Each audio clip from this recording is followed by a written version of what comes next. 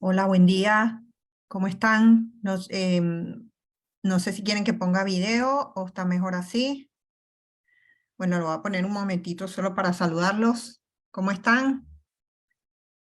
Bueno, un gran saludo para todos. Muchas gracias de verdad por esta participación, por acercarse e interesarse en este tema que, bueno, que a nosotros periodistas siempre representa un reto, ¿no? Cómo tener más fuentes, cómo abordarlas, cómo ampliar la cantidad de contactos y formas para obtener más y mejor información para nuestros lectores, por supuesto. Bueno, entonces podemos empezar. A ver, primero que nada, yo quería compartirles un poco cómo está diseñada este taller que estamos empezando. A ver, voy a quitar esto un momento. Ajá. Ok, bueno, hoy vamos a hablar del concepto de fuentes. Sé que estamos todos bastante familiarizados, o sea, como periodistas, pues la fuente es parte de nuestro día a día, parte de nuestro quehacer cotidiano, ¿ok? Entonces, pero esta vez cuando hablo de concepto, no es el concepto clásico de las fuentes que usamos día a día, precisamente, ¿no? O en la cobertura del breaking news, o para artículos que salen de un día para otro, ¿no? Vamos a hablar de las fuentes en el periodismo de investigación. Eh, tiene su, tiene sus bemoles, ¿no? Tiene sus particularidades, sus especificidades, ¿ok? Los tipos de fuentes que se utilizan en esta rama del periodismo que, como sabemos, no busca solo dar respuesta a las preguntas básicas de qué, cómo, cuándo y quién, sino que trata de dar un paso más a fondo hacia el por qué, ¿ok? Hoy vamos a hablar del abanico de fuentes como un ejercicio necesario cada vez que vamos a abordar un reportaje de investigación, y vamos a hablar del mapa de relaciones. Es una herramienta que yo considero fundamental. Les voy a comentar pues, o explicar qué es y para qué sirve. El viernes, cuando nos encontremos de nuevo, vamos a hablar pues ya de cómo abordamos las fuentes y las garantías que le ofrecemos, ¿no? Estamos hablando del anonimato, cuando ofrecer el off the record y su uso adecuado en periodismo de investigación. Luego, cómo abordamos a las fuentes cuando estamos hablando de investigaciones de largo aliento, de reportajes que no van a salir en en el breaking news, sino cuando ya estamos hablando de agenda setting, ¿no? Cuando ya estamos hablando de agenda propia, cuando estamos hablando de hacer o publicar temas reveladores, hallazgos hasta ahora o hasta el momento totalmente novedosos. Y vamos a hacer, que esto es lo que convierte estas masterclass en un taller. Ese día, este viernes, 14 de abril, vamos a entregar una hipótesis o un tema, ¿no? Una hipótesis es la máxima revelación que un periodista de investigación quiere, valga la redundancia, pues revelar, ¿no? Quiere hacer pública. Y sobre esa hipótesis, ya iremos dando las pautas, por supuesto, vamos a hacer un arqueo de fuentes o un abanico de fuentes, que es lo que vamos a hacer. Pero que no llega gente. ¿Perdón? Está llegando más gente.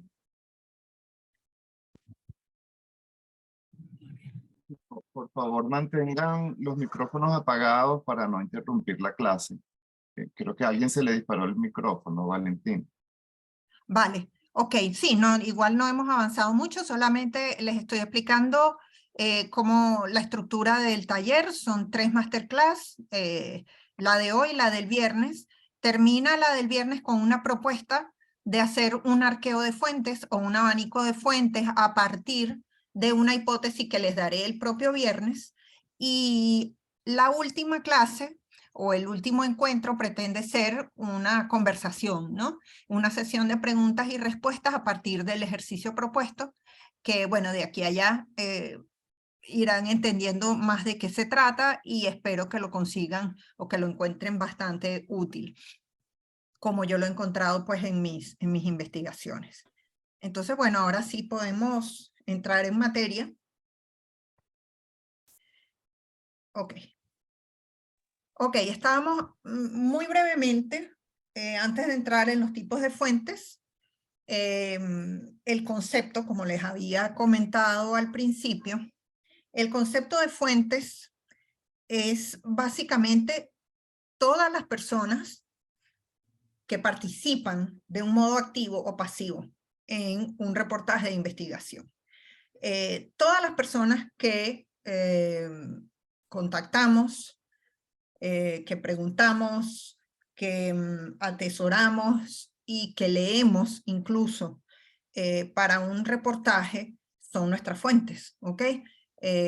Cualquier participante en lo que es la estructura del reportaje, en la construcción de la data, pues constituye una fuente, ¿ok? ¿En qué se diferencia, si es que la hay, las fuentes que utilizamos en el día a día para artículos, para notas pequeñas, para reseñas, con las fuentes que utilizamos para periodismo de investigación?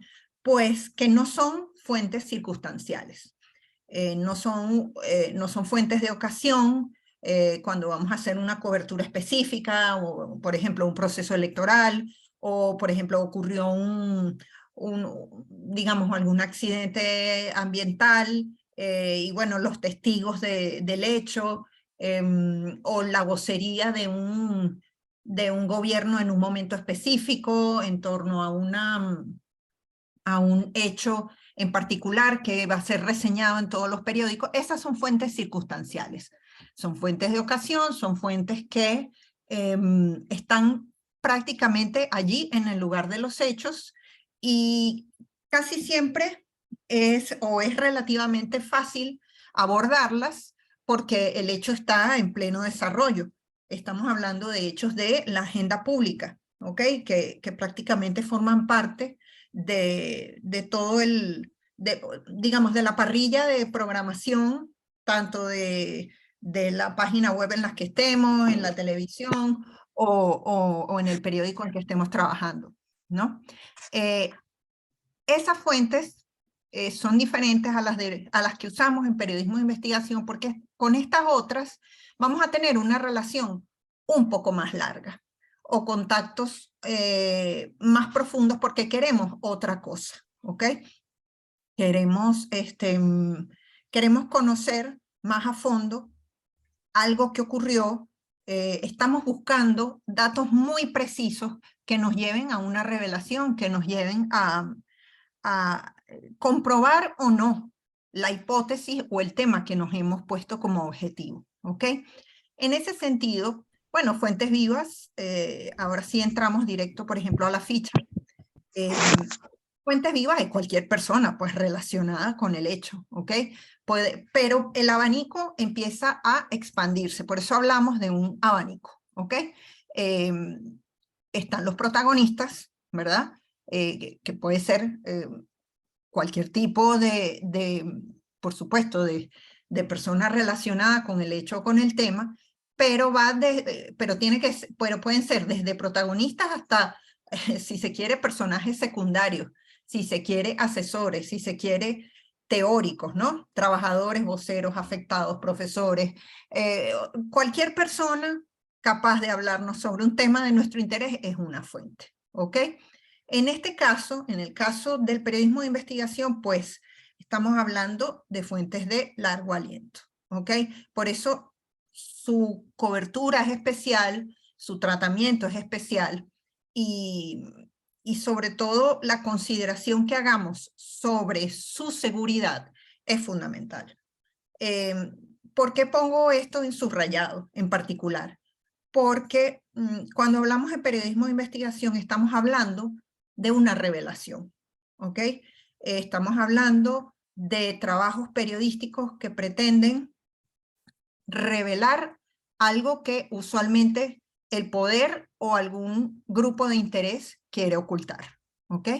En ese sentido, las fuentes se convierten en, si se quiere, en elementos muy, muy preciados, no solo por la calidad que tengan a la hora de darnos los datos, sino que estamos hablando de personas cuya seguridad y muchas veces su identidad tenemos que proteger, ¿ok?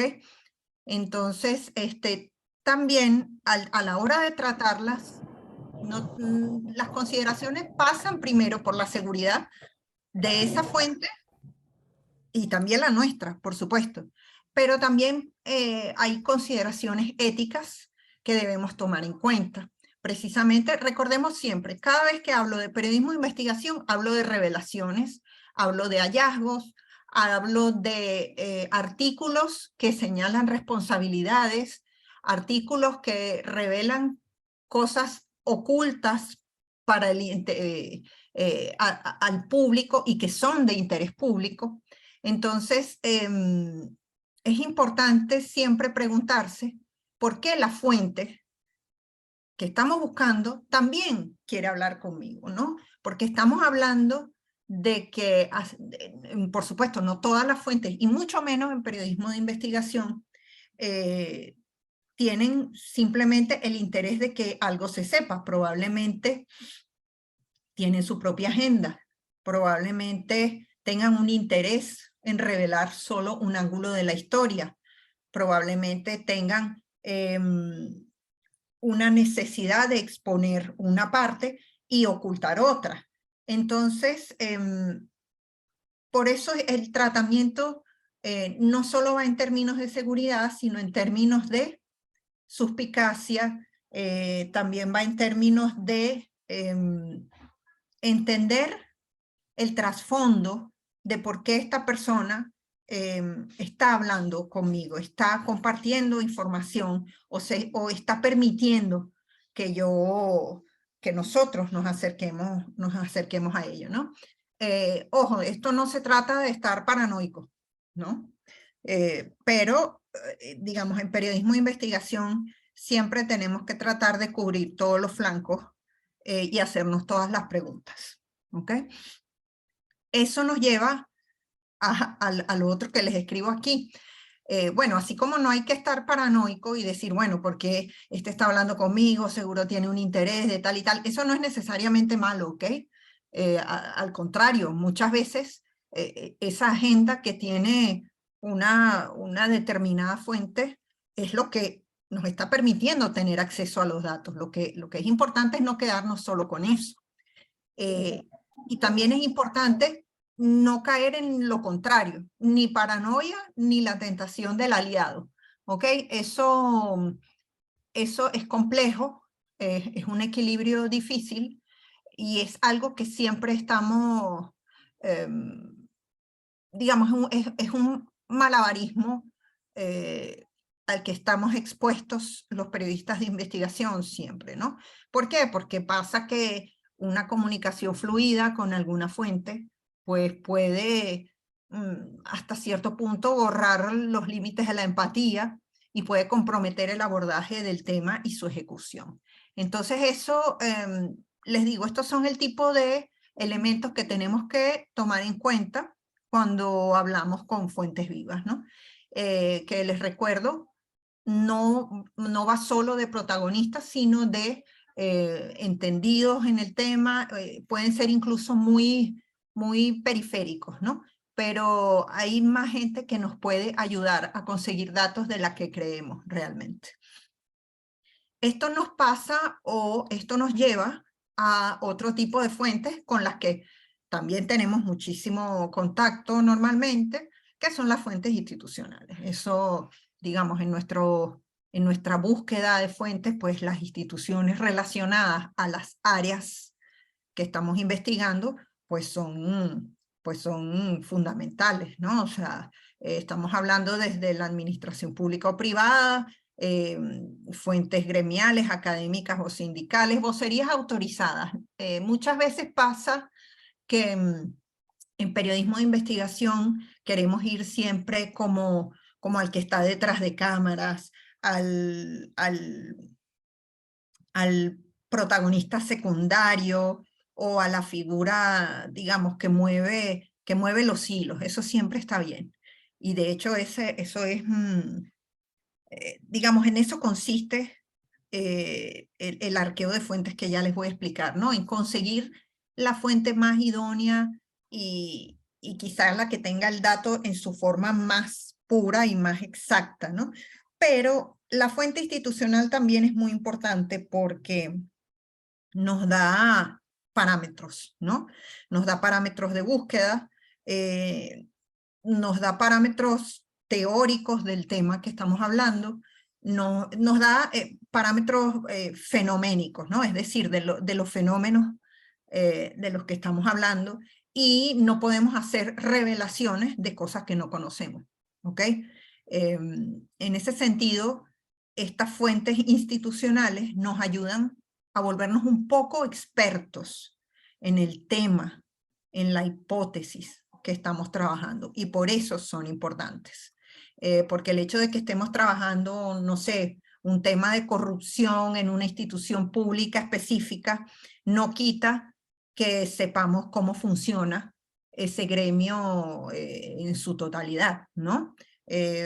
Cómo funciona, eso nos los dan mucho, por ejemplo, las tesis de grado, nos los dan mucho los informes de los gremios, las memorias y cuentas anuales de los ministerios, etcétera, etcétera. O sea que nunca deberíamos o debemos rechazar o malponer o poner en segundo plano a las fuentes institucionales, porque tienen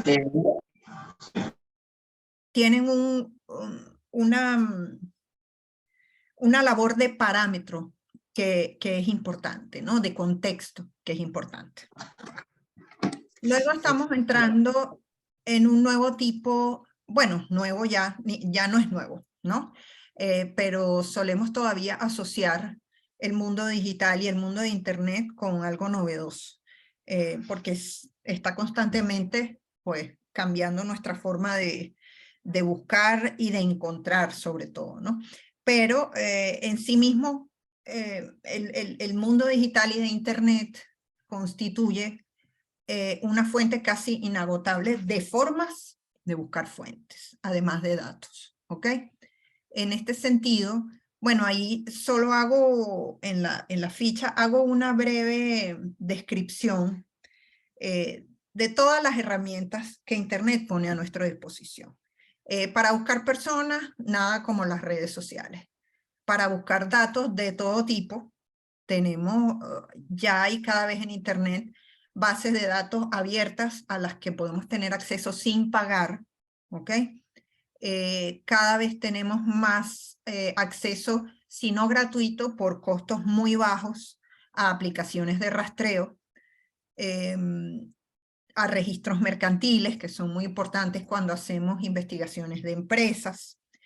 Ahí le pongo algunos que son gratis. Y filtraciones. Perdón. Ok, gracias. Entonces, les decía que es un mundo en constante desarrollo, hasta tal punto en que ya todo lo que está servido en la mesa de Internet no solo es tan vasto, sino que ha permitido hacer revelaciones tan importantes que ahora hay servicios que borran la información de Internet, ¿ok? Entonces, en ese sentido es importante esta recomendación. Lo que sea que encontremos que nos sea de utilidad para el tema que estamos desarrollando, si lo encontramos y contamos con esa suerte, pues hay que tomarle una foto o tratar de descargarlo si es seguro, ¿no? Si se trata de un contenido medianamente seguro. Las fotografías también funcionan, ¿no? Es importante saber las fuentes de los datos cuando hacemos estas descargas, ¿no? Obviamente hay bases de datos que mantienen unos niveles muy altos de seguridad y hay otras que no, entonces bueno, eso siempre es bueno averiguarlo un poco antes, ¿no? El mundo de Internet y el mundo de las fuentes abiertas nos permite incluso crear nuestras propias fuentes. ¿A qué me refiero con eso? Como sabemos que las fuentes no son solo personas, sino que también hay fuentes documentales, ¿ok? Informes, datos sueltos, ¿ok? Todo esto, si lo llegamos a sistematizar de un modo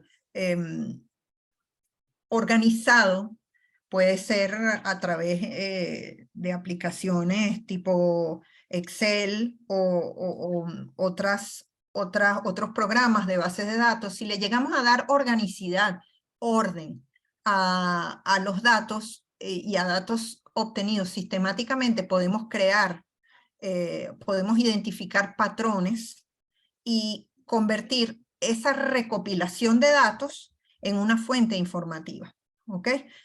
Por ejemplo, si estamos viendo importaciones y exportaciones para ver si hay una tendencia de salida de un producto, o de un mineral, o de un material de un país, y vamos identificando los años, las toneladas, identificamos el código, y vamos haciendo nuestro propio cuadro y vemos los lugares a donde llegaron los productos, por ejemplo, pues podemos mapear unas rutas de, por ejemplo, rutas de chatarra, por decirles un producto siempre controversial.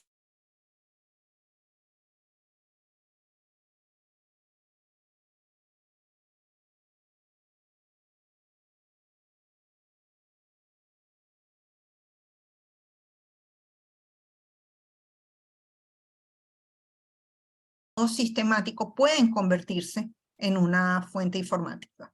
Entonces, como ven, el mundo de las fuentes es sumamente amplio, lo cual es súper bueno porque, digamos, no tenemos ya tantas restricciones en el sentido de que, bueno, tenemos que buscarnos la fuente que nos dé el documento, ¿ok? Eso siempre va a estar allí, siempre va a ser una forma de conseguir datos, pero ya no es la única, ¿ok?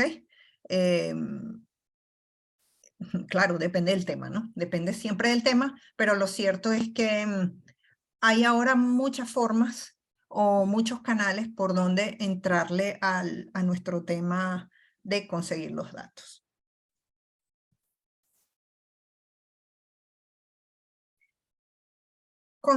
Conocido o entendido, más o menos,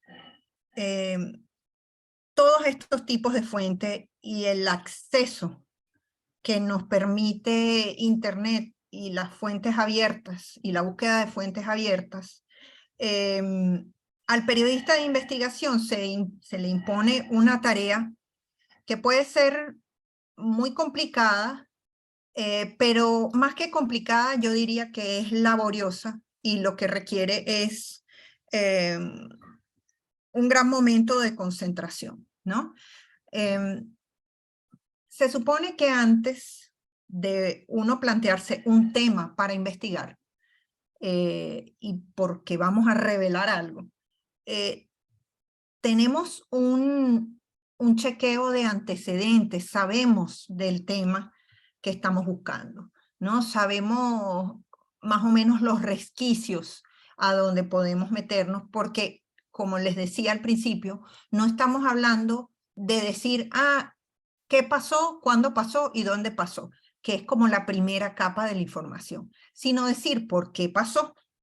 Y en caso de que no lo sepamos, hacer un reportaje de investigación nos va a obligar, nos va a forzar y nos va a poner en el camino de hacernos más o menos expertos o muy bien entendidos en el tema al que vamos a ingresar.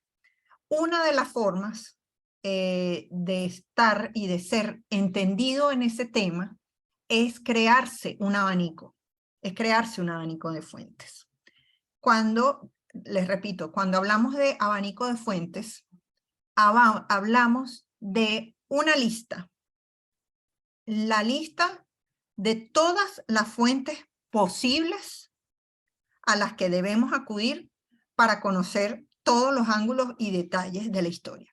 Como ven, eso no es un asunto de sentarse una mañana y solo hacer una lista de 4 personas. Ah, tengo que hablar con este y este. No. Se supone que cuando entramos en una investigación, tenemos que cubrir todos los ángulos y tratar de expandir al máximo esa lista, porque lo más seguro es que la mayoría de las personas que pongamos en esa lista no hablen con nosotros. ¿Ok? Recordemos, estamos hablando de hallazgos, de datos delicados, de revelaciones que no siempre están simplemente con rasguñar la superficie y conseguirlos. No, estamos rastrillando a fondo. Y rastrillando a fondo no podemos hacerlo solo, necesitamos gente que nos ayude y esa gente son las fuentes. ¿Ok? Por supuesto, no todas las fuentes son protagonistas. ¿Ok? Pero una persona que sabe de un fenómeno me puede ayudar tanto como el que me dé el documento confidencial necesario, ¿no? Pero quizá al principio de la investigación no sabemos dónde está ese documento o quién lo tiene. Y es esta lista la que nos va a permitir tener el universo completo de nombres posibles y también va a permitir que tengamos un trabajo fluido, porque al momento en que una no funcione, probablemente funcione la otra. Entonces es como un plan A, un plan B y un plan C al mismo tiempo. ¿Ok? Por eso les pongo que es un ejercicio necesario en investigación, porque muchas veces uno se siente desfallecer. ¿Ok? En investigaciones largas, en temas complejos, empeñado uno en conseguir alguna revelación que muchas veces es elusiva, que sabemos que está allí, pero la persona no nos termina de apoyar o no conseguimos el documento o no encontramos el patrón exacto, probablemente alguien que sepa del tema, un experto, un académico, otro colega, un protagonista pueda ayudarnos. Entonces, no desestimemos, al contrario, elevemos en nuestra metodología de tareas, elevemos la creación de la lista de fuentes a un puesto importante, porque puede ser el farol de nuestra investigación. ¿Ok? Por eso les pongo, es un ejercicio práctico, pero laborioso. ¿Ok? O sea, es simple y a la vez difícilmente sentarse a pensar todas las personas o todos los lugares a donde puedo acudir para obtener algún dato. No necesariamente el dato más importante, pero datos relacionados con el tema que estoy tratando. ¿Ok? Eso va, por supuesto, como les escribo allí, desde las fuentes aparentemente obvias, casi obligatorias, o sea, las que hay que llamar porque hay que llamar, porque este es el hombre que más sabe de tal asunto, ¿no? Hasta aquellas en teoría inalcanzables. Bueno, voy a tener que hablar de esto con el ministro tal, ¿no? Aunque en muchos casos sabemos que hablar con el ministro tal es casi imposible, ¿no? O a lo mejor es imposible en los tiempos en que necesitamos que nos hable. Entonces, a mí me gusta ver esta tarea del abanico, y lo digo siempre, creo que genero algunas risas con eso, pero me gusta llamarlo así. Yo lo veo como un ejercicio muy intelectual, muy profundo, porque explora a fondo y de un modo muy desprejuiciado qué tenemos que hacer y a quién tenemos que buscar para que nos hable del tema. Esto incluye, por supuesto, a personas que pueden refutarnos el tema, que pueden refutarnos la hipótesis. Eso es importante. No hay mejor forma de comprobar, digamos, la veracidad y la calidad de nuestros datos que preguntándole a quienes no creen en lo que, digamos, en la teoría o la hipótesis que estamos trabajando, ¿no? O a las personas que estamos señalando como responsables del hecho que estamos cubriendo, ¿ok? Entonces, algunos tips para ese ejercicio intelectual, para ese ejercicio muy personal, además, es esto, yo me hago estas preguntas, ¿no? En torno al tema o hipótesis de la investigación, tenemos que preguntarnos, ¿quién sabe de esto? ¿Quién sabe de esto en todos sus niveles? ¿Quién sabe de esto? ¿Quién fue testigo de esto? Si es que estamos hablando de un hecho, por ejemplo. ¿A quién le interesa contarlo o no? ¿Qué documentos pueden probarlo?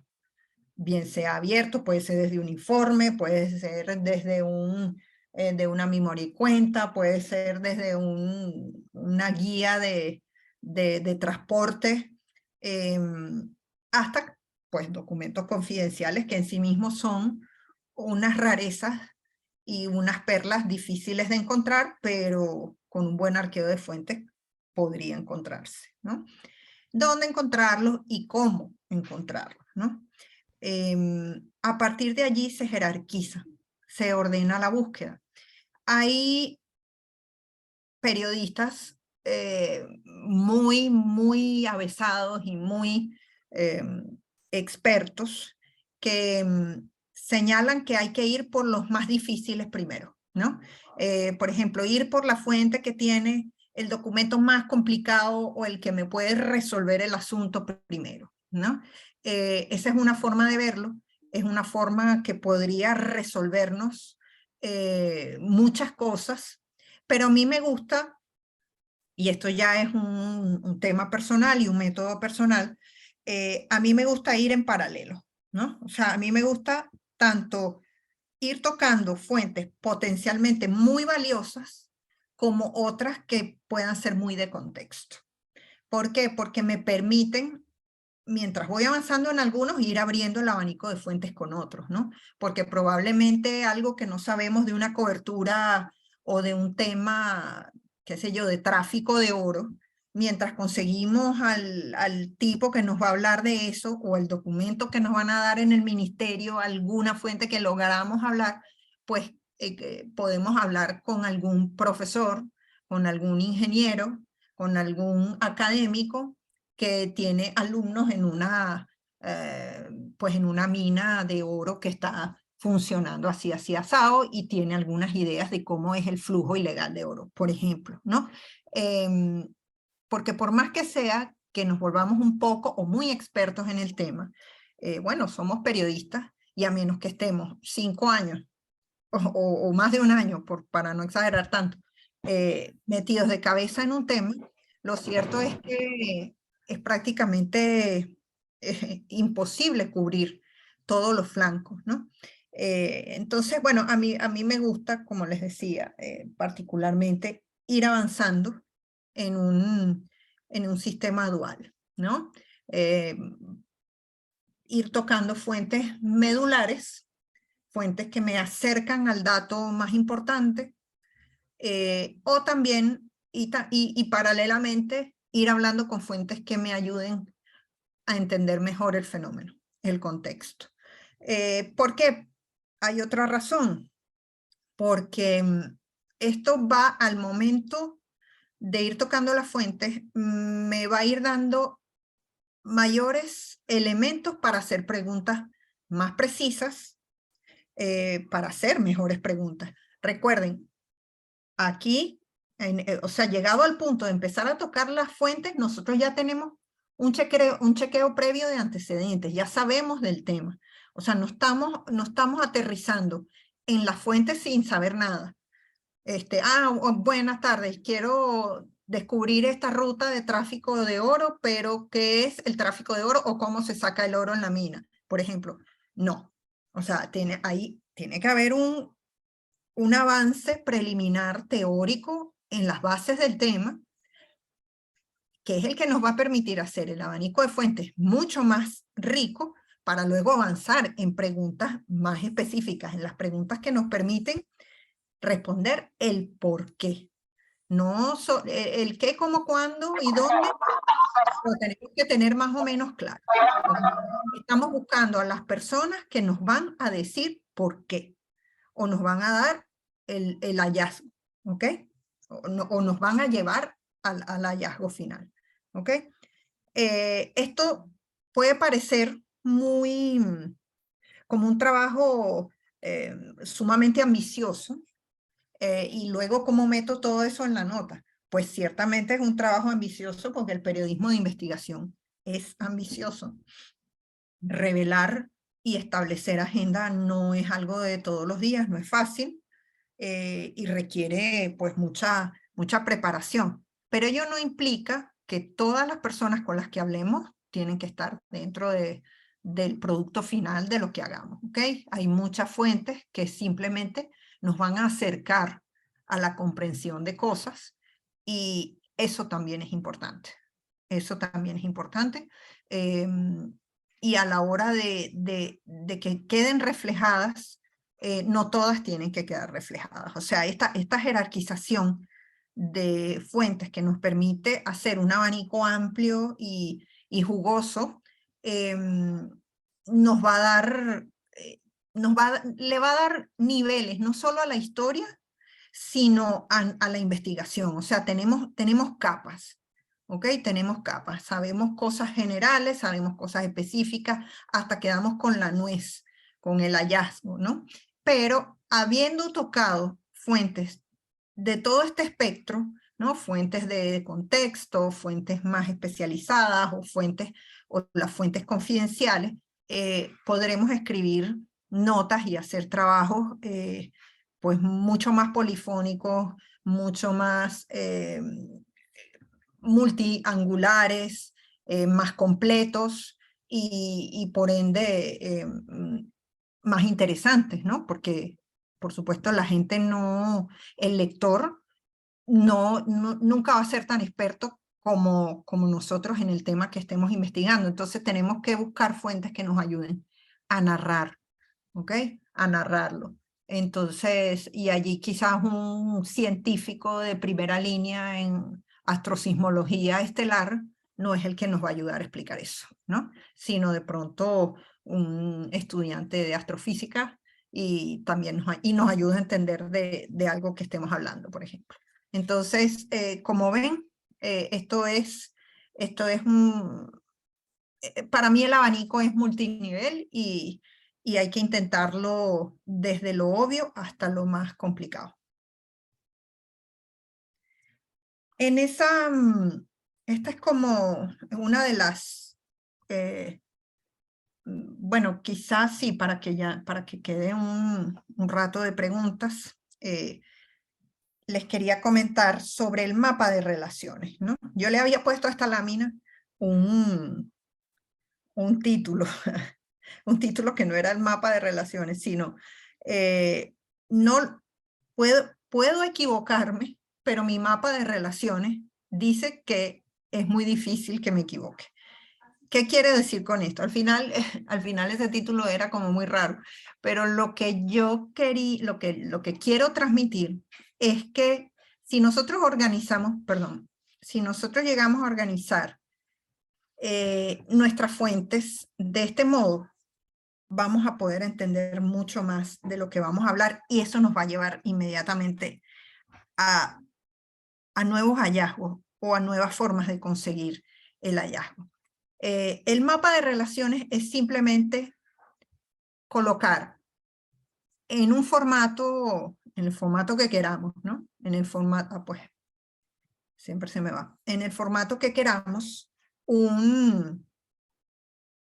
desplegar las fuentes y las relaciones entre ellas. ¿Ok? Puede parecer de nuevo un ejercicio, bueno, pero que a lo mejor es una perdedera de tiempo. ¿Para qué me voy a sentar a hacer eso? Bueno, porque podemos entender procesos que han ocurrido en el tiempo y al ver los mapas de relaciones vemos los intereses entre las fuentes. ¿Ok? Entonces, ¿qué es lo que tenemos? A partir del arqueo de fuentes, tratar de establecer visualmente en el formato que queramos si estas fuentes tienen relaciones entre sí. ¿Qué tipo de relaciones? Pues pueden ser desde, mira, este es socio de este en una empresa, hasta este es un estudioso de este fenómeno y ya está. Por ejemplo, digamos, para retomar el tema de la minería ilegal, ¿no? De oro.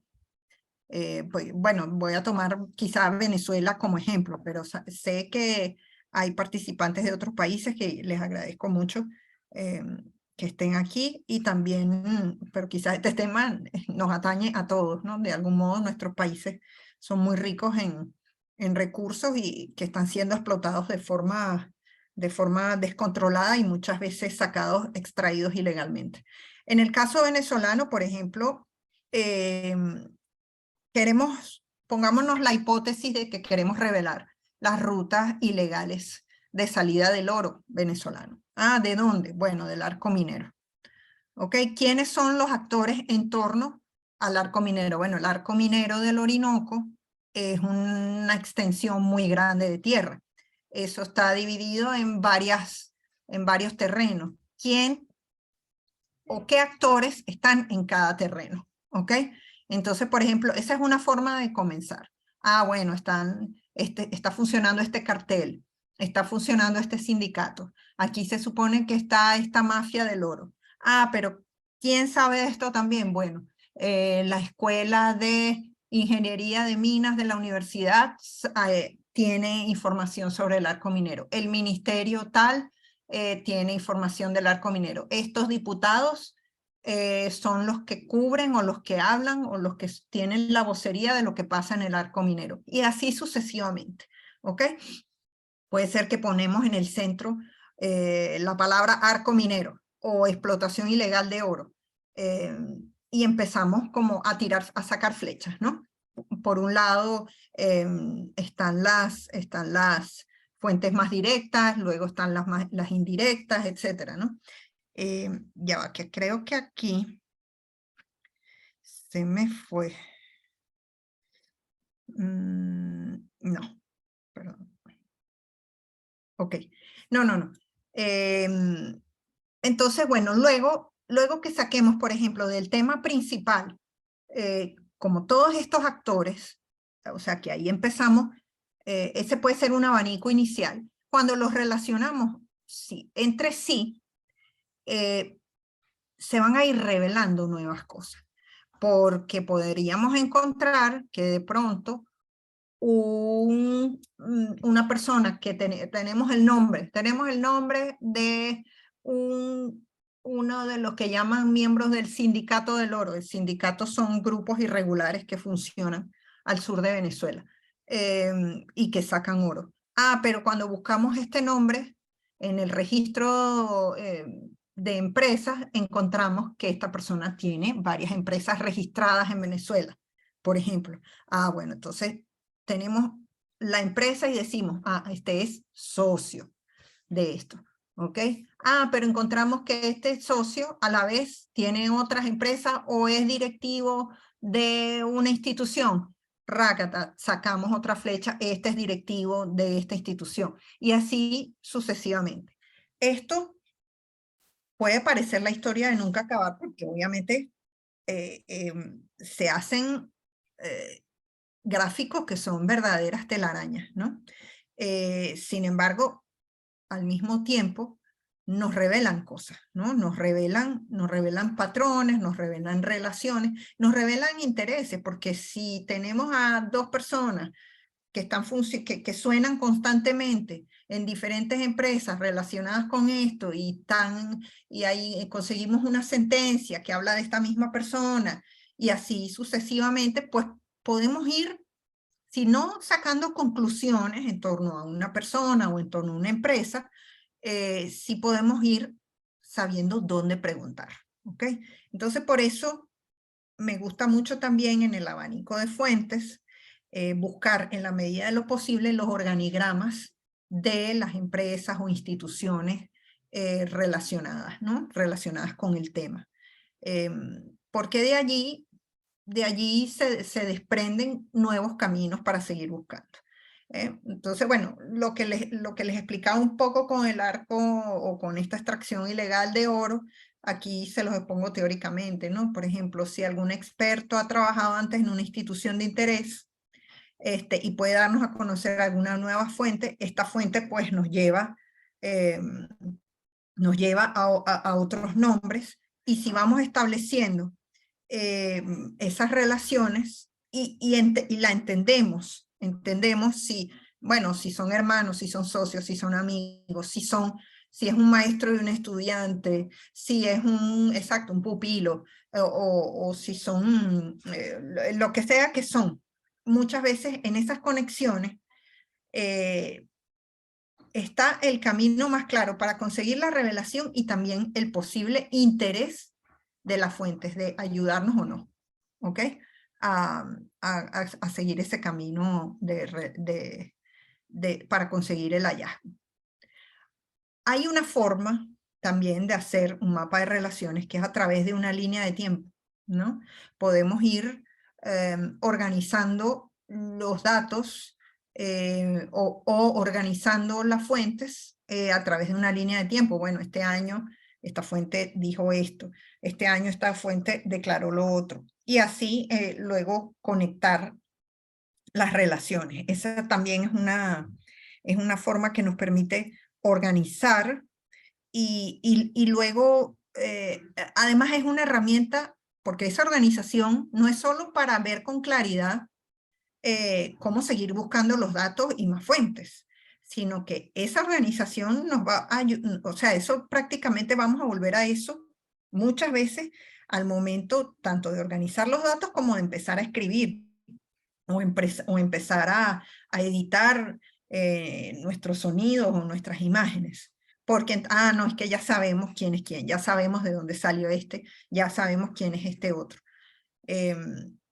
Obviamente estamos hablando de periodismo de investigación y estamos hablando de trabajos y temas en donde consultamos decenas de fuentes. O sea, es sumamente posible que podamos confundirnos, donde podamos solapar un nombre con otro.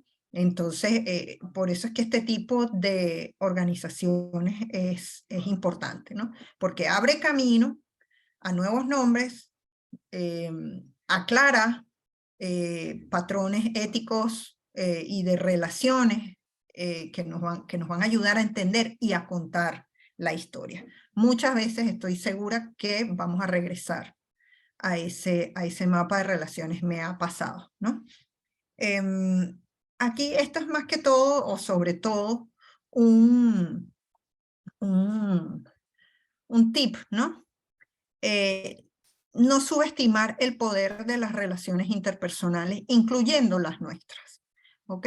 Nosotros como objeto activo de la investigación, porque somos los que estamos investigando, valga la redundancia, lo que percibimos a través de nuestros sentidos y a través de nuestras lecturas, la cantidad de datos que podemos recabar y cómo los procesemos nos convierte a nosotros no directamente en una fuente, pero sí esto es lo que, pero sí somos el recipiente que va a procesar toda esa información. Entonces, lo que veamos y cómo lo veamos, o sea, la importancia que le demos a lo que nosotros, a lo que escuchamos, a lo que vimos, a lo mejor fuimos testigos de algún hecho en particular, de alguna conversación, a lo mejor solamente vimos un accidente, algo sumamente enternecedor, que fue lo que luego desató toda nuestra investigación. Eso, toda esa experiencia sensorial propia, yo quizás de un modo poco ortodoxo, lo veo también como una fuente, ¿ok? Eso no quita que eso acaba con nuestra objetividad, con nuestra... No, no si hacemos los contrastes debidos, ¿no? Pero yo pienso que nuestras percepciones y nuestra intuición constituye un elemento muy importante, no solo para conseguir nombres, sino para luego abordarlos y hacer que nos ayuden. Pero bueno, eso es objeto de nuestra clase del viernes. Y bueno, nos quedan unos minutitos. No he visto si hay preguntas. El resto, como les decía en la primera lámina, pues está... el próximo viernes vamos a ver esto, ¿no? Que es justamente el abordaje de fuentes. Y bueno, y vamos a empezar a hacer, les voy a explicar cómo vamos a hacer un abanico. Y dejamos el ejercicio para la masterclass del 18 de abril. Entonces, bueno, voy a dejar de compartir aquí para ver si alguien tiene alguna pregunta.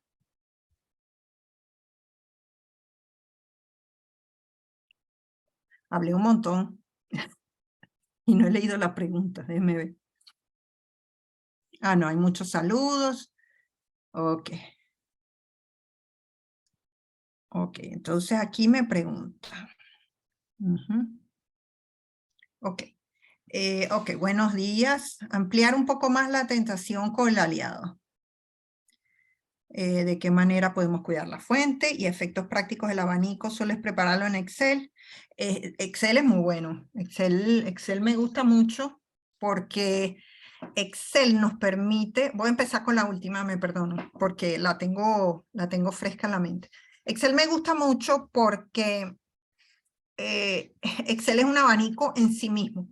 Es decir, podemos tener la fuente, la fecha en que la abordamos, las preguntas que le vamos a hacer, una vez que le preguntemos las frases más importantes o los datos más importantes que nos dio. O sea, Excel nos permite no solo organizar el abanico de fuentes, sino a partir de él organizar la investigación. Entonces es muy chévere.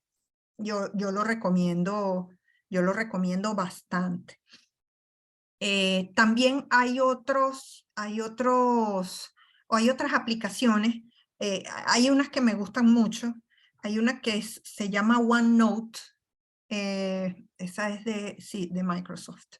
OneNote, que uno mete un tema y luego saca pestañas, ¿no? Entonces de repente podemos hacer ese abanico en OneNote y vamos añadiendo pestañas.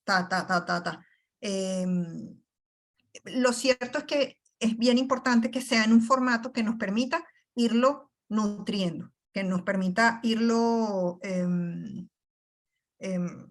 digamos, ampliando, exacto. O sea, que lo podamos ir poniendo más gordito y más sustancioso cada vez, ¿no? A ver, del anonimato, y vamos a hablar el viernes, porque es muy importante todas estas preguntas que están haciendo. ¿Hasta qué punto es bueno el anonimato? ¿Hasta qué punto es garantía de seguridad? Porque puede ser garantía de seguridad para la fuente, pero ¿qué significa para el reportaje y para la calidad de los datos, ¿no? Me interesa que nos mantengamos ahorita como en el primer tramo de lo que conversamos hoy. A ver, estrategia o tips para cuidar la seguridad de nuestras fuentes. Seguro el viernes hablamos de eso. Debemos proteger, ok. Eso, venga, proteger la identidad de las fuentes, ok. Ya todo eso, perfecto, el viernes que viene segurísimo. Ok, a ver qué más. ¿De qué manera podemos cuidar las fuentes? Es que es tremendo, eso siempre, la verdad es que siempre tenemos todos esa gran preocupación. Ah, decías aquí, podría ampliar un poco más la tentación de ser el aliado, ¿no? Muchas veces, ¿qué pasa? Si estamos trabajando, esto también va para el viernes, pero lo dije en estas primeras, Entonces, claro, estoy obligada a darles un poco ese dato. Tentación del aliado es que la fuente te confunda con un amigo y que crea que te puede manipular. Entonces, eso depende, eso es una cosa muy personal, ¿no? Porque ciertamente queremos que la fuente se sienta cómoda y nos cuente cosas, ¿no? Y hasta nos dé documentos y nos dé datos. O sea, la verdad es que los periodistas podemos ser muy especiales y exigentes, y en lo cual está bien. Pero tenemos que hacerlo siempre en un equilibrio con la información.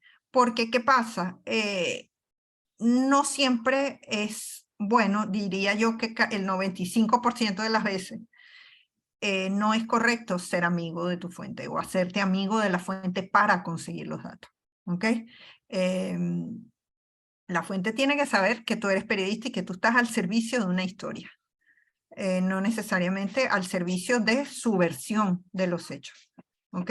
Y eso, dependiendo del tema, es complicado, porque ciertamente temas de derechos humanos pues, generan naturalmente una empatía humana tremenda, y ¿por qué no?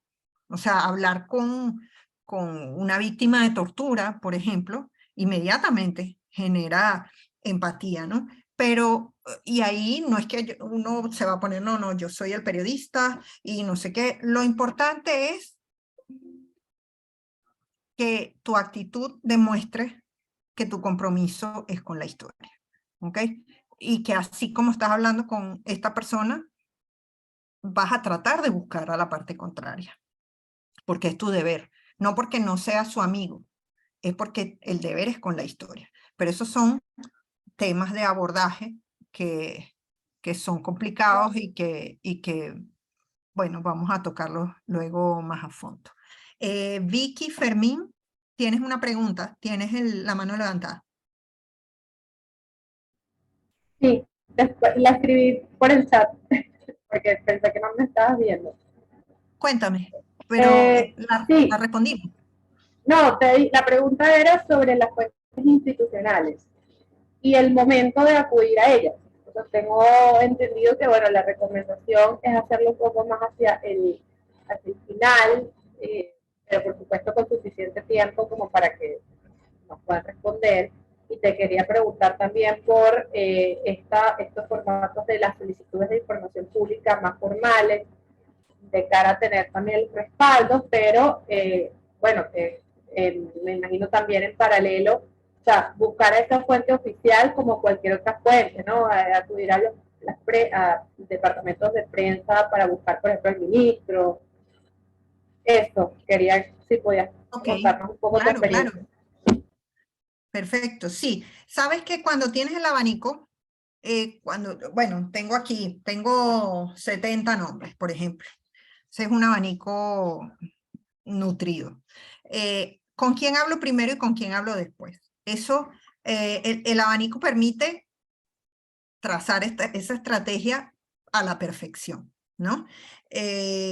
Porque ciertamente con las fuentes institucionales no siempre vale la pena hablar al principio con ellos, porque a lo mejor estamos revelando un dato o una tendencia o algo que, por ejemplo, un caso de corrupción asociado a un ministerio, ¿no? Realmente, y si preguntamos desde el principio, ponemos sobre aviso quizás a los posibles responsables de eso que está pasando, ¿no? Yo creo que más que juzgarlo o evaluarlo, mejor dicho, por si son fuentes institucionales o no, o cómo abordar la fuente institucional, yo partiría de que mientras más cercano esté la fuente del hecho que quiero revelar o de la revelación que voy a hacer, lo dejo más para el final.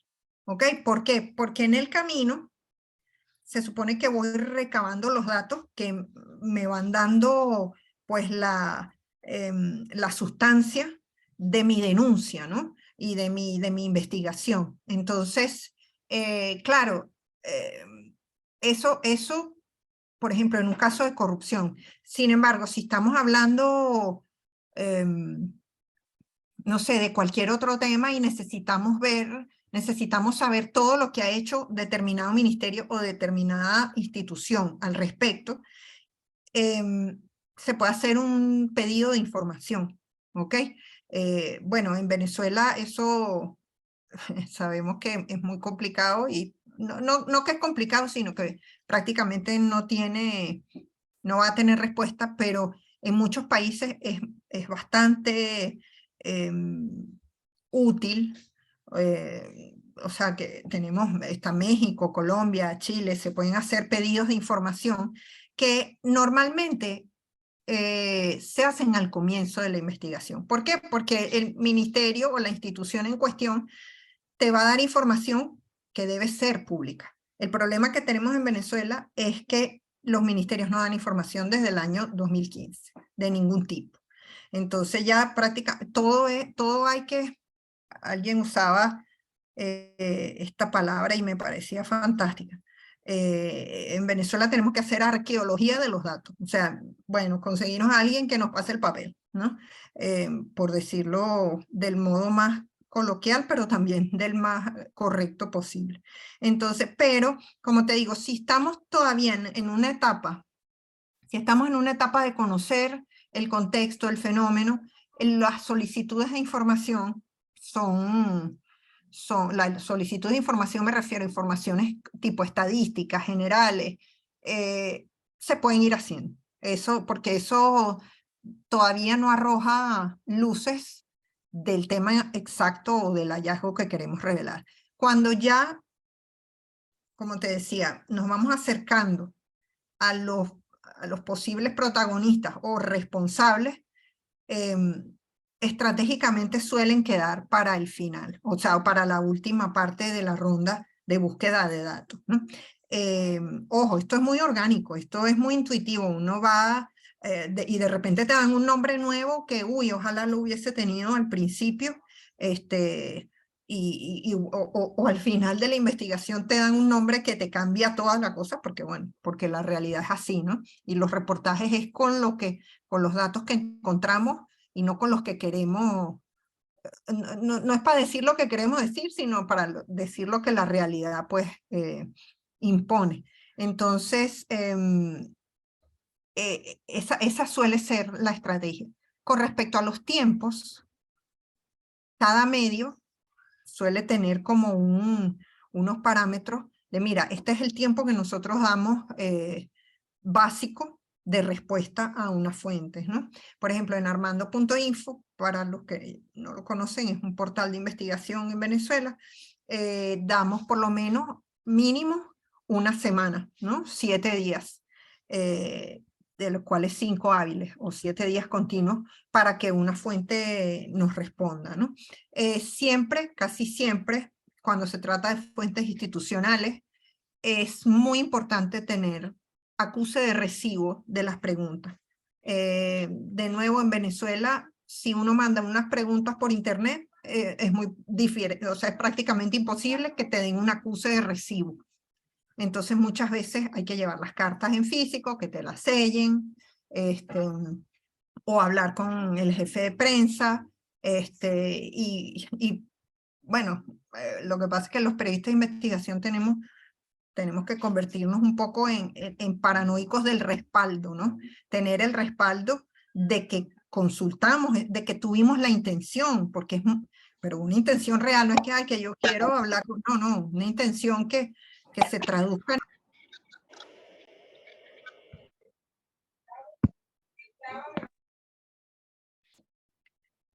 No sé si me oyen porque de repente me muteó. ¿Aló? Sí, sí te escuchamos, Valen, sí te escuchamos. Sí se oye, sí se oye.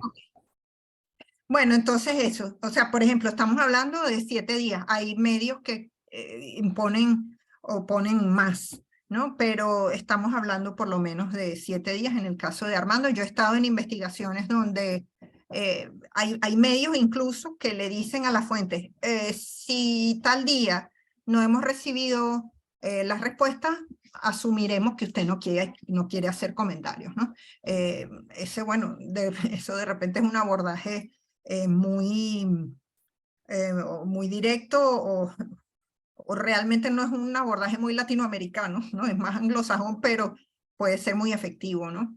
Y ciertamente deja muy claro a la fuente o a la institución, mire, estamos investigando esto, queremos su punto de vista, lo estamos buscando y si no, vamos con esto sin usted. También se usa. Zulay García. ¿Me oyen? ¿Sí? ¿Sí me oyen? Ah, Sí, hola sí. Valentina. Bueno, Hola, saludos para Zulay. todos. Un abrazote. Muchas gracias por toda esta información tan valiosa para nosotros. Yo tengo una preocupación bastante grande que creo que la tenemos todos los periodistas venezolanos. Es con respecto al tema de digamos, el temor, pues, que implica trabajar en Venezuela, revelar historias que nadie quiere que se sepa. En el contexto nuestro, ¿qué medidas se deben tomar, además de las tradicionales? Ya de por sí investigar implica un gran riesgo, porque estamos hablando de algo que un grupo de poder no quiere que se sepa, y eso reviste para nosotros un gran peligro ya por su naturaleza. Sin embargo, el caso venezolano es, digamos, exacerbado el tema de la seguridad. Así es. Yo, Hay que hacer libros de eso, sí. y me gustaría un poco comentaras cómo ha sido tu experiencia, así cómo hacen ustedes para sortear desde Armando Info ese tema. Por ejemplo, a mí me preocupa mucho, yo estoy trabajando ahorita en una investigación y me preocupa mucho el tema de las fuentes. Yo soy partidaria de no revelar los nombres de las fuentes, aun cuando uno publica la información corre el riesgo de que, bueno, no le den la credibilidad porque sencillamente no revelas quién te suministra la información. Por supuesto, hay mecanismos para que la información sea creíble, porque tú vas a vaciar allí no solamente, vas a vaciar los argumentos, pues. Sin embargo, bueno, siempre se descalifica, sobre todo en los sectores de poder que son los revelados, los denunciados. Bueno, no, eso no tiene ningún sustento porque ahí no aparece, eso es puro anonimato, pues cualquiera puede inventar eso. Entonces, un poquito, ¿cómo manejan ustedes, cómo sortean ustedes esos elementos en el caso venezolano? Ok, hay dos niveles ahí en tu pregunta y están en varias preguntas también. ¿Cómo sorteamos eso en Armando? Hay dos, como te decía, está dos niveles. Está el nivel de ofrecer la seguridad, ¿ok? Y seguridad para nosotros, ¿ok? A la hora de tratar a la fuente. Y seguridad para nuestros datos, porque ahora ya estamos no seremos nativos digitales, pero el tema de que estamos en un mundo digital y el periodismo de investigación se está llevando mucho a cabo en ese mundo, pues condiciona, sin duda, el cómo actuamos, ¿no? En principio, una forma de ofrecer seguridad es a través de comunicaciones encriptadas o de chats, ¿ok? Los chats que estamos utilizando, o sea, poco a poco se ha ido, antes se utilizaba mucho Telegram y WhatsApp, últimamente se ha comprobado que es la comunicación a través de Signal, la aplicación Signal es mucho más segura y esa, por ejemplo, es la que utilizamos en Armando.info y en otras plataformas de investigación donde las que tenemos.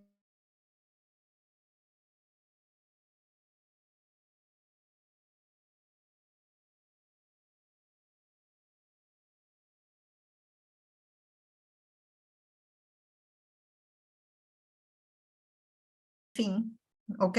No es que mi correo Valentina Lares con fulano, o sea, nos creamos correos, no sé, Bob Esponja 82 y qué sé yo, y hablar por allí es otra forma que da mucha seguridad a las fuentes, a uno y bastante calma, ¿no? En ese sentido.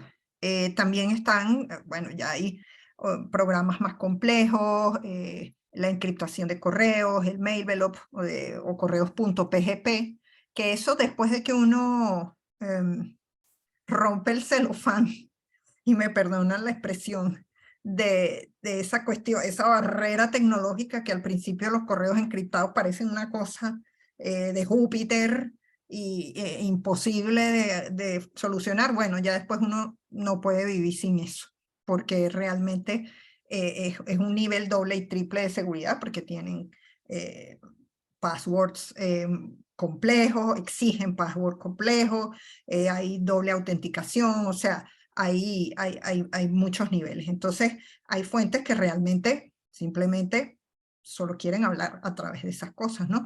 Y uno hace bien en ofrecerle eso de antemano.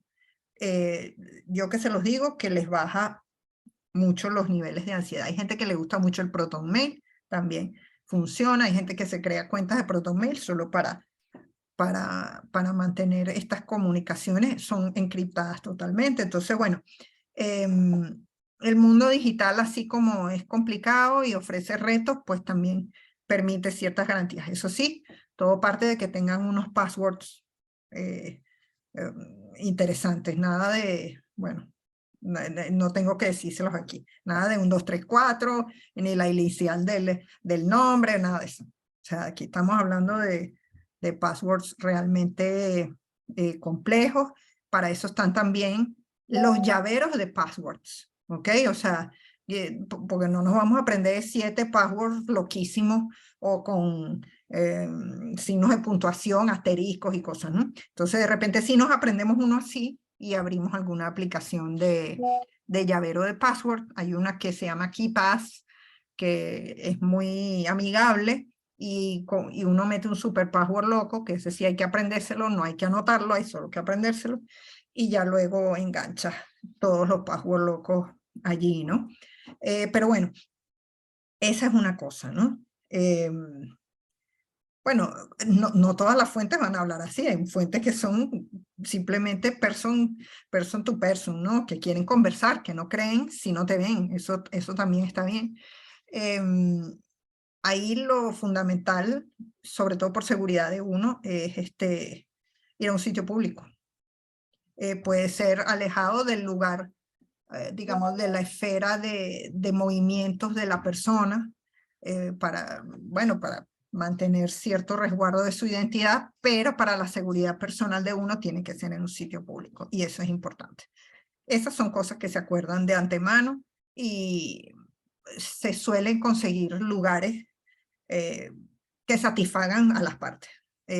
O sea, pero reunirse uno solo con una fuente, a menos que sea, no sé, en una oficina o no sé. O sea, lo importante es que tiene uno que resguardarse también en, en estos tiempos y sobre todo en periodismo de investigación. ¿Ok? En Armando, cuando, bueno, no solo en Armando, y esto es casi que, también lo vamos a hablar a fondo el viernes, pero cuando tenemos fuentes anónimas, la mejor forma de dar seguridad sobre la veracidad de los datos que estamos ofreciendo es hacer confirmaciones independientes de lo que nos dicen las fuentes, porque ojo, no siempre se puede, no siempre, bueno, porque imagínense una fuente que ha sido, y disculpen lo exagerado, pero digamos, lo exagerado nos permite establecer ejemplos claros, ¿no? Imagínense una persona que fue objeto de tortura y no quiere decir su nombre, obviamente, es como lo más, es casi que lo lógico, ¿no? El temor a represalias es brutal y no hay forma de comprobar que lo que dijo es cierto, ¿no? Porque ¿quién más estaba allí? El torturado y su torturador. Entonces, bueno, y no creemos que el torturador pues vaya a confirmarnos la información. Entonces, bueno, allí, como les digo, cada tema tiene sus niveles de comprobación de los datos, ¿no? Podemos tratar, y no es un asunto de desconfianza, simplemente tenemos que ser o tratar, hacer todos los intentos de ser veraces al máximo, ¿no? No se trata de desmeritar un testimonio, sino, bueno, podríamos vernos obligados a averiguar si hay más, si hay otros casos que ocurrieron en el mismo sitio, en las mismas circunstancias, si se sabe de otras personas. Entonces, y allí si de repente, si de pronto estamos hablando de un patrón o de más casos, pues ya los testimonios adquieren una veracidad superior, ¿no? Entonces, lamentablemente, ahí no hay una fórmula mágica, hay que evaluar caso por caso, pero estoy prácticamente segura o 100% segura de que en todos los medios se buscará alguna forma de verificación independiente o casos similares al del testimonio anónimo que tengamos. A ver, hay más mensajes. Uy, hay muchos. Pero yo no sé. Alguien, pero cuéntenme, levanten la mano. Que es más chévere así.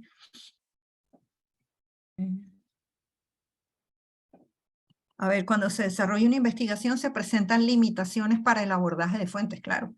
Ausencia de fuentes documentales, claro. Que no son disponibles vía web. Pregunto, ¿se puede meter una bandeja a lo recogido?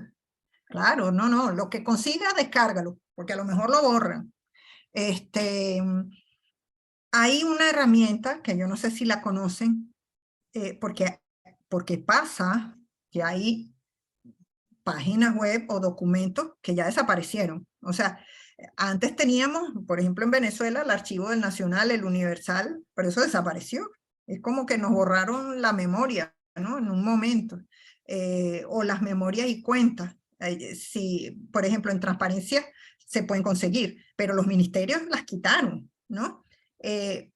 Por ponerles unos ejemplos. Pero hay una página, se las estoy escribiendo aquí, no es infalible, pero ayuda mucho, que se llama archive.org, que es de archive.org, que es de una herramienta que se llama Wayback Machine. No sé si la conocen, pero esa es una página de páginas borradas. Una página donde es como un buscador, es como un Google de páginas borradas. Entonces, es un poco engorroso, pero se consiguen cosas, ¿no? Se consiguen cosas y se pueden hacer investigaciones maravillosas a través de allí, porque, no sé, de repente alguna metida de pata de un ministro, alguna declaración rara que la borraron, a lo mejor está en Wayback Machine, ¿no? Entonces, si tenemos la fecha y ponemos el nombre clave, ahí podríamos conseguirlo, ¿no? Les recomiendo que se sienten un rato y la exploren, porque es una buena forma de mirar el pasado que han borrado. Y no solo lo borran por borrar, para que no se sepa, ¿no? También hay una economía digital de los servidores, de no tener tantas cosas ahí flotando, páginas web que fueron totalmente rediseñadas en los últimos 15 años. Bueno, ¿para qué voy a tener las interfaces de hace 20 años? Bueno, a lo mejor usted no las necesita, pero yo como periodista de investigación sí. Entonces, pues me meto ahí y a lo mejor tengo suerte y la consigo, ¿no? Esa. ¿Has tenido alguna experiencia en que una fuente revele a otros la investigación en la que estás trabajando? Sí, claro. Eso es horrible. ¿Alguna recomendación para abordar esa relación de confianza? Sí, el viernes. Pero, a ver, hay unas cosas que están fuera de nuestro control. Y eso es lógico, ¿no? Si una fuente, pues mira, resulta que tiene un amigo periodista en otra plataforma y no se puede contener, cónchale, es que mira, ¿tú qué opinas de tu amigo que me llamó para hablar de tal cosa? Ahí no hiciste nada, o sea, ahí no hay estrategia posible. Recuerden, como les digo, todo esto el periodismo es muy orgánico, estamos hablando de seres humanos, ¿ok? Estamos hablando de gente que dice mentiras, que tiene intereses, bueno, que puede estar triste, que puede estar contenta, ¿no? Entonces ahí pueden pasar muchas cosas. Eso en particular, bueno, claro, una fuente puede darle el alerta a otro medio y bueno, por eso es importante que las fuentes más delicadas o las más cercanas a la nuez de la revelación se toquen lo más cerca posible de la fecha de publicación. O sea, te digo como una estrategia, sí, porque uno lo conversa. Bueno, cuando hablamos con, no sé, el ministro tal, no, de último, porque capaz y hace una rueda de prensa y nos tira todo por debajo del camión, ¿no? Puede pasar. Pero bueno, en general hay... En general la gente suele ser muy comprometida si te ve comprometido con la historia y ahorita la gente no es muy dada en conversar tanto, entonces más bien es raro y un tesoro que hablen con uno y pocas veces lo revelan a otros, ¿no? Pero puede pasar. Bueno, yo pongo, aquí me dice, ¿tienes alguna herramienta que recomiendes para los mapas de relaciones? Yo pongo el Flourish para tirármelas de que me conozco una aplicación, pero realmente yo uso una cartulina, o sea, de verdad. Porque es más fácil, y hasta que tengo un diagrama más o menos decente, porque al principio, cuando uno está empezando, eso es borrar y no sé qué, y a menos que seas demasiado ducho en una aplicación, bueno, puede ser Canva, ¿no? Puede ser un PowerPoint, o sea, puede ser cualquier cosa que te permita tirar flechas y escribir en las flechas cuál es la relación, ¿no? A mí me gusta un corcho y me gustan las carteleras, es lo que más, es lo que más uso, y luego hay, sí, es lo mejor. Luego hay unas plataformas, pero no todos tenemos acceso a eso. Pero cada vez más los medios de investigación tienen plataformas internas donde tú puedes ir subiendo documentos y eso, y es un ambiente muy seguro para que no lo tengas todo dentro de tu computadora. Pero bueno, ese es como un paso más allá. ¿Qué más? ¿Qué más tengo yo por acá? Ok, en un caso en donde el periodista levanta una data de seguimiento, por ejemplo un Excel en el que se lleva un registro de algún indicador o cifra mensual y la fuente institucional deja de publicar datos o borra datos pasados, pero que queda ese Excel que lleva el periodista, sigue siendo una fuente institucional.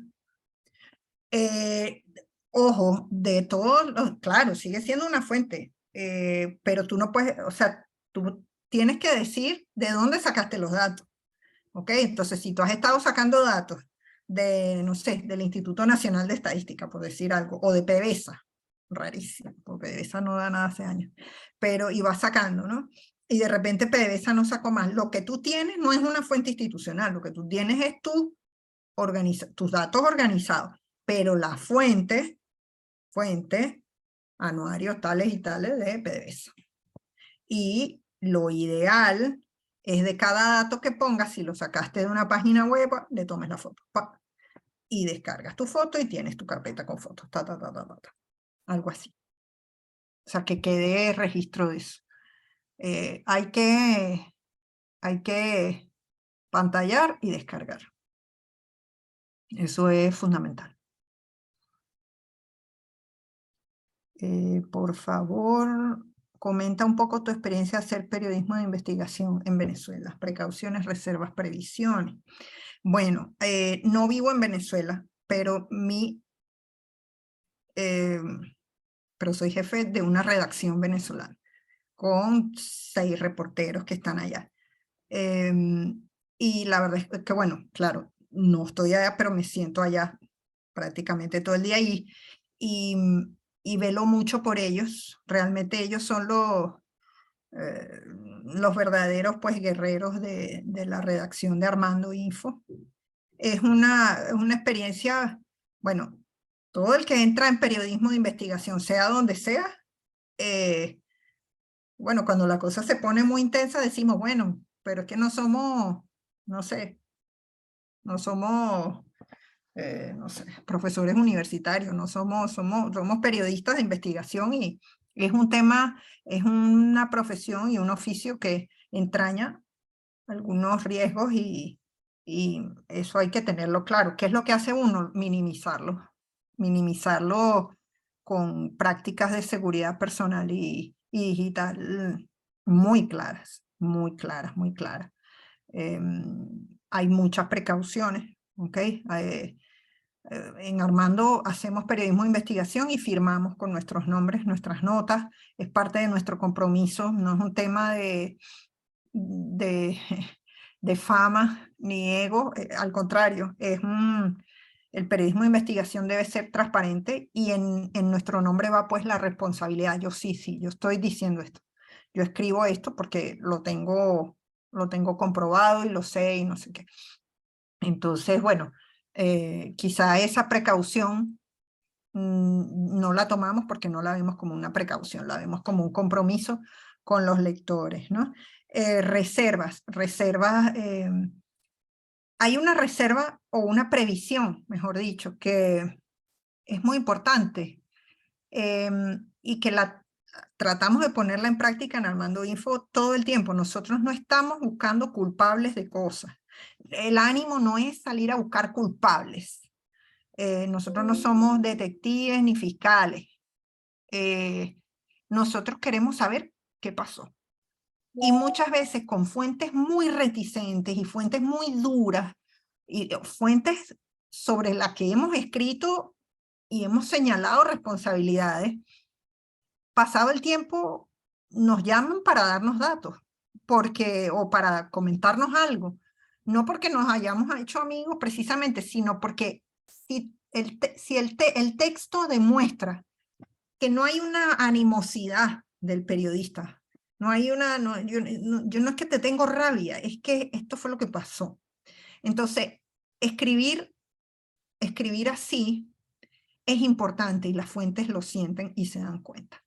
Entonces, esa es una previsión que tomamos siempre en armando.info. Tratar con toda nuestra fuerza, y a veces es complicado, a veces hay que hacer un ejercicio de autocontrol, sin duda. Para eso hay edición, porque uno escribe una cosa, pero también hay un editor, un jefe, hay mucha gente que lee detrás de uno y esos son los que pueden atajar quizás esos momentos de frustración, ¿por qué no? Porque los tenemos, ¿no? Pero nos empeñamos mucho en que el texto no destile acusación, que no destile animosidad, no destile, aunque estés haciendo un señalamiento. Mire, este señor tenía una empresa y desaparecieron unos reales, ¿no? O sea, eso puede ser visto como una acusación, bueno, pero ya va que esto es lo que pasó, ¿no? Entonces, siempre que se tenga esa tentación, este es un ladrón, este es un choro, este es un malandro, este es un... Cuidado, ¿no? Nosotros estamos al servicio de la historia, estamos al servicio de los datos, de contarlos claramente y lo más veraz posible. Entonces, bajarle 2 a eso, a la animosidad, a los adjetivos, al señalamiento gratuito, eso es una previsión que tomamos muy conscientemente y además nos ha dado muy buenos resultados. Hay fuentes dificilísimas que hoy son fuentes dadivosas, ¿no? Que nos pasan documentos, nos pasan cosas, o sea, ¿por qué? Porque, mira, es que no es contigo, es que pasó esto. Y bueno, y nos dimos cuenta y tenemos las pruebas.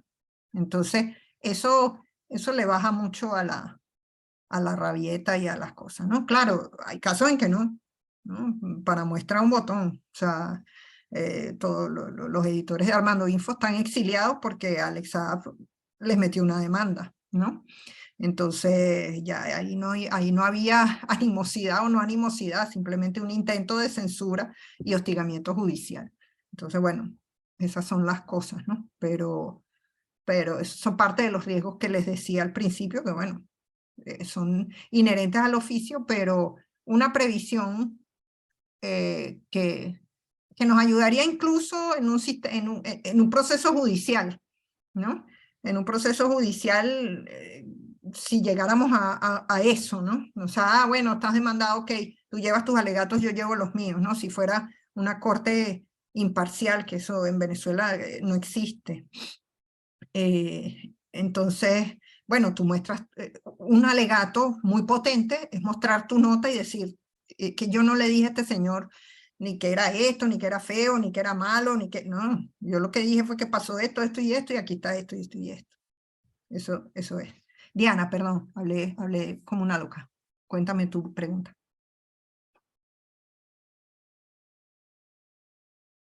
Diana Paredes. Se fue Diana.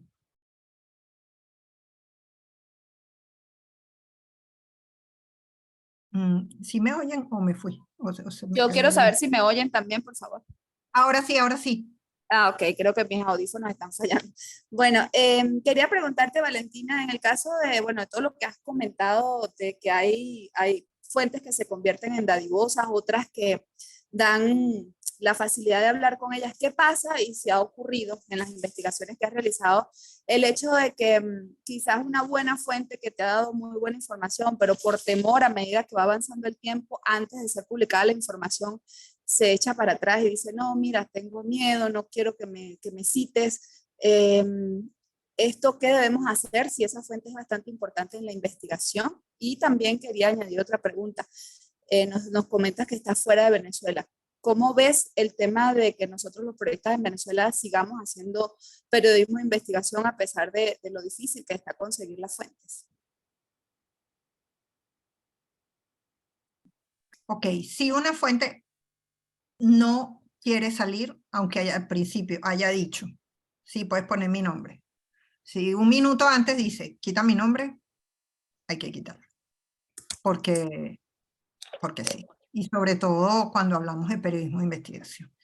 Claro, eso puede dejarnos en la calle en términos de tiempo. Ah, bueno, entonces las otras comprobaciones, a lo mejor no tengo tiempo. O sea, cada caso ameritará una respuesta diferente. Pero, ¿cómo nos salvamos de eso antes?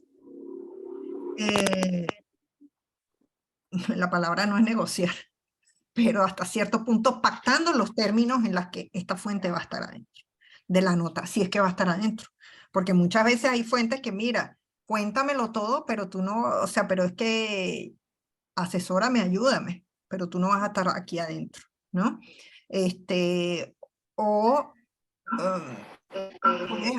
Muchas veces pasa que hablas o hablan y luego al final, bueno, puedo usar esto, puedo no usar esto, o sea, hay como que pactar con antelación los términos y dejarlo muy claro con la fuente.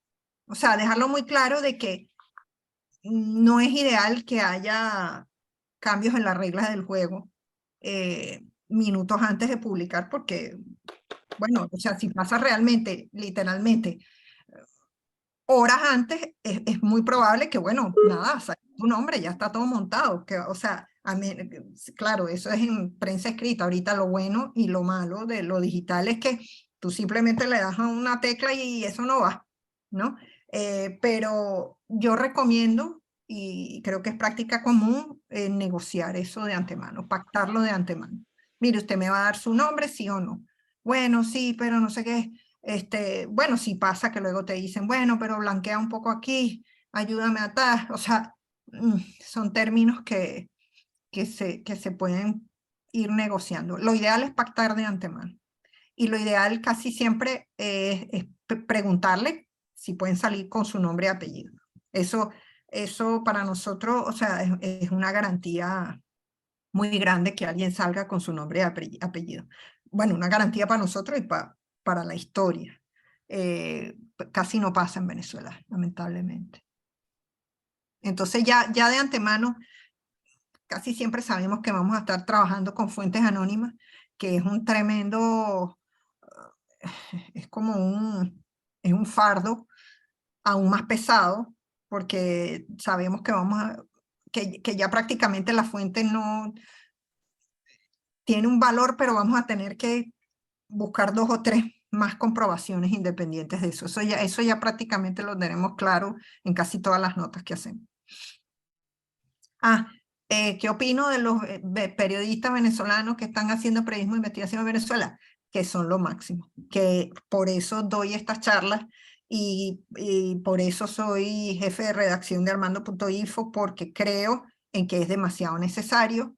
Creo que ahora es cuando hay temas.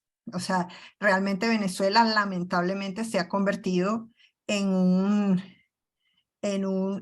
pantano en el que uno apenas pasa el dedo así y salen unos sapos, salen sapos y culebras realmente. Entonces, creo que en este momento el periodismo de investigación es más necesario que nunca. Mientras más censura trata de imponerse, mientras más persecución hay, más periodismo hay que hacer, más investigaciones hay que hacer, tomando todas las medidas de seguridad posibles que nos resguarden nuestros medios y nuestras fuentes. Pero eso no se puede dejar de hacer. Eso, algún día volverá la democracia, algún día los trabajos que hacemos serán pasto de la justicia y de la reconciliación, del reconocimiento de daños, de la cuantificación de las cosas que han pasado, o simplemente de la memoria que haya que reparar. Pero creo que más que nunca es necesario que lo hagamos y lo sigamos haciendo.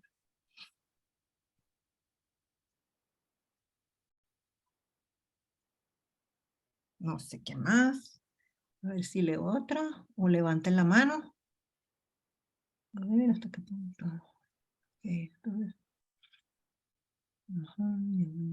Hola, no sé si me escuchan. Sí, ¿quién habla? Hola, es Evelyn. Lo que pasa es que aquí en la Evelyn. computadora no sabía cómo levantar la mano. Ok, no, pero ya te oímos. Ok, chévere. Yo tengo una pregunta. Con el día a día de un medio, o sea, tú me estás hablando de una investigación súper exhaustiva, algo muy planeado, pero casi siempre surgen temas con el día a día que nosotros tenemos acá en el periodismo. Entonces, hacer un trabajo de investigación se puede lograr con el día a día que nosotros tenemos en el diarismo. Pues claro, me imagino que en Armando.info pues es algo, este es el trabajo que tú tienes.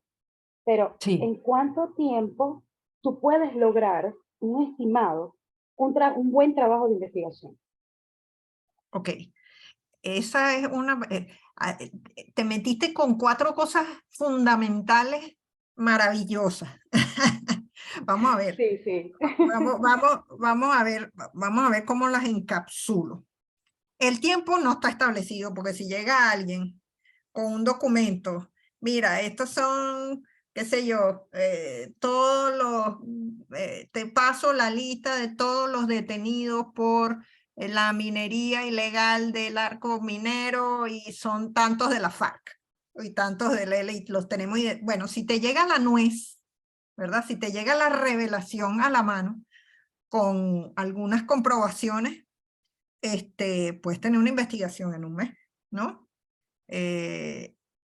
Luego, si tú intuitivamente crees y tienes un par de datos, cónchale, yo creo que aquí esta empresa,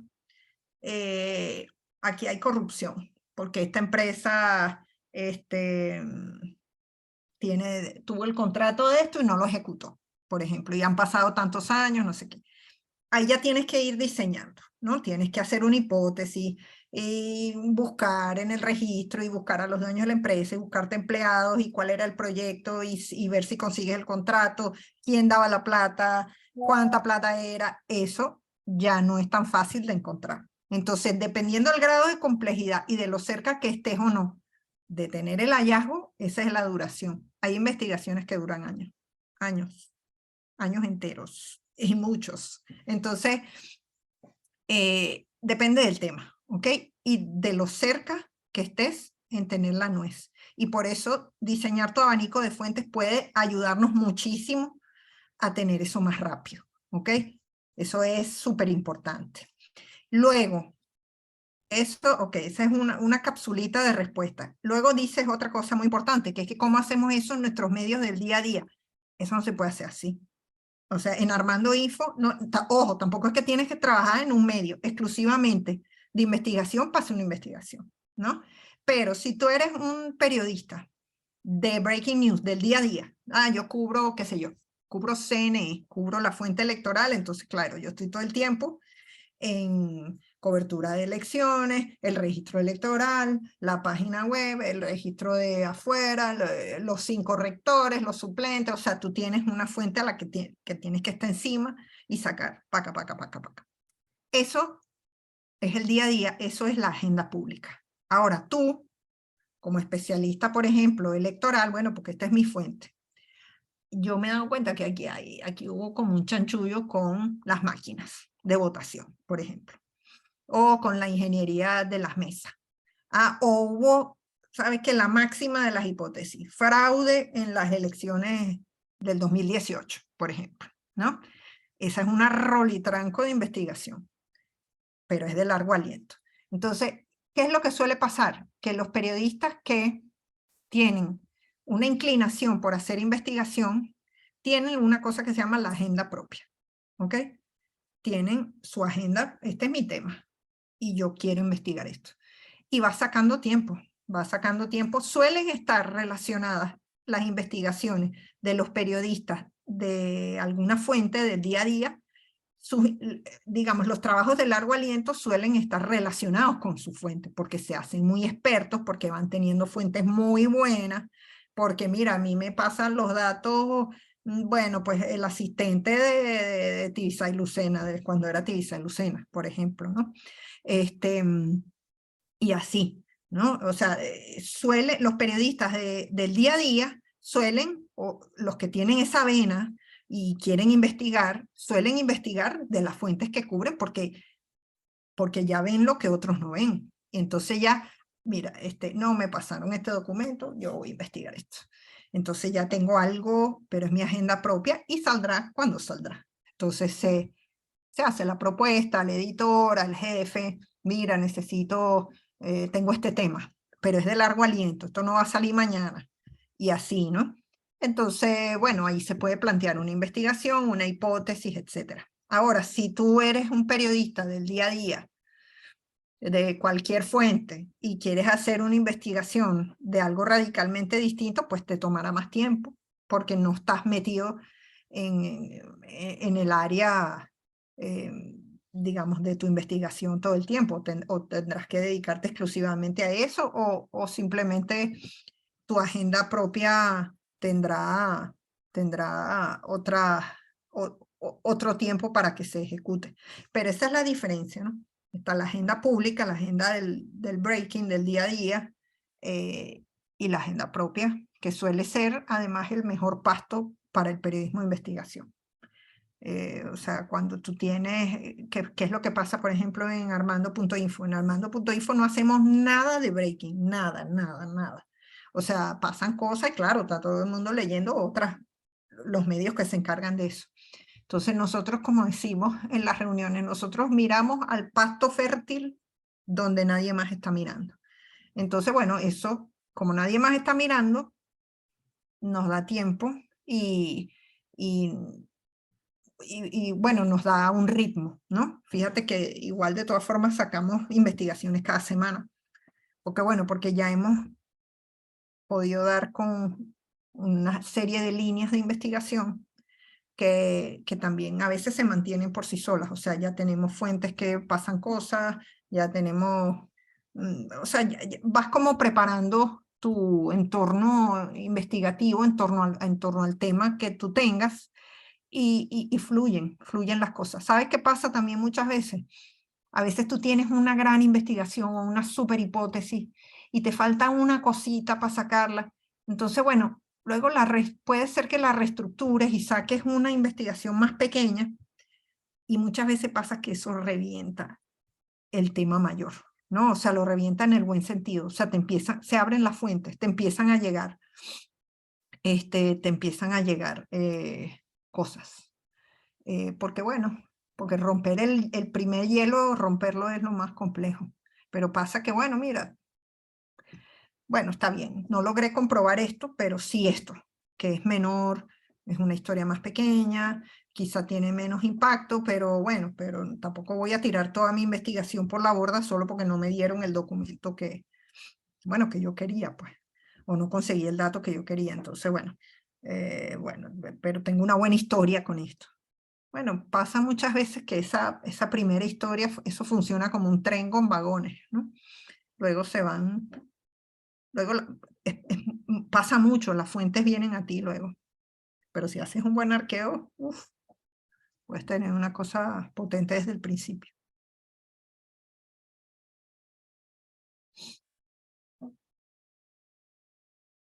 De nada, Belis.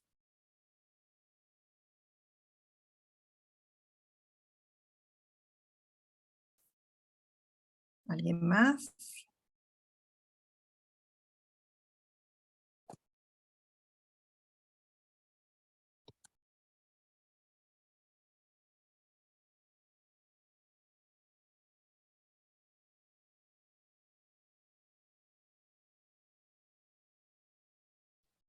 A ver. Bueno, podemos volver de hecho, los espero el viernes. El viernes vienen cosas muy importantes. Vamos a volver a hablar del anonimato, a dar más tips, más datos, cómo abordar las fuentes. Entonces, bueno, los espero el viernes. Gracias a ustedes, gracias a ustedes. Buenísimo, gracias por la sesión, Valen, por enseñarnos tanto y gracias a todos los periodistas por su tiempo, por participar y nos vemos el viernes. Un abrazo para todos. Claro que sí. Cuídense mucho.